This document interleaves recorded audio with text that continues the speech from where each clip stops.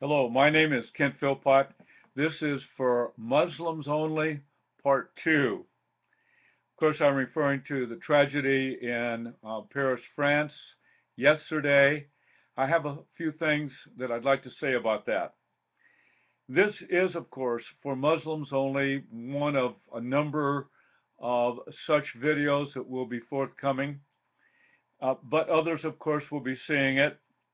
But my hope is to speak to Muslim people, especially because they're going to be greatly impacted by what happened. That is the vast majority of these.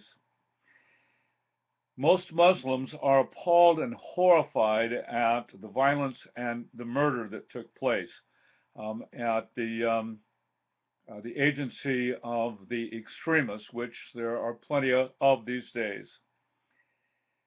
And I'm wondering why we find so much of this kind of violence and this murderous sort of thing.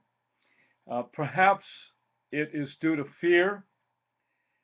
You have Muslim people have very little opportunity to leave Islam, especially if they live in a close-knit community, particularly when they're Sharia law.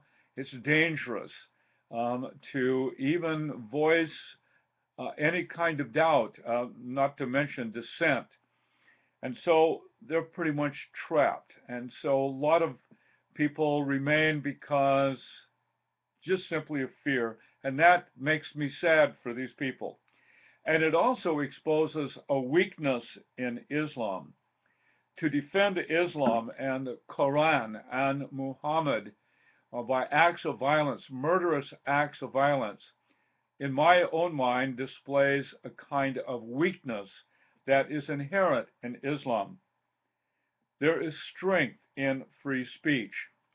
The defensiveness that we find is a definite sign of weakness. To be worried about that as though it was all dependent upon you, or that it would earn you in good favor at the judgment day if you were to defend Islam.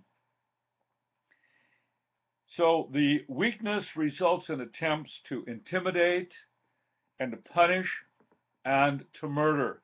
But these will result in failure, of course. Strength has to be in the message. In the Christian message of the gospel of Christ, there is strength.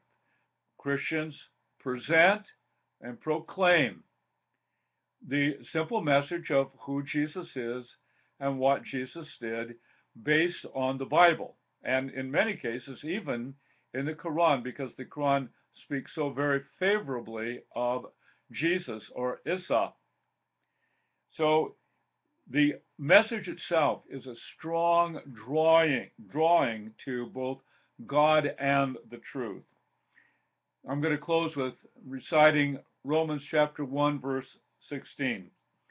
Paul wrote, "For I am not ashamed of the gospel, for it is the power of God for salvation to everyone who believes, to the Jew first, and also to the Greek.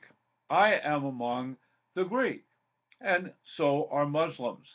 So the gospel message is to us as well. So long.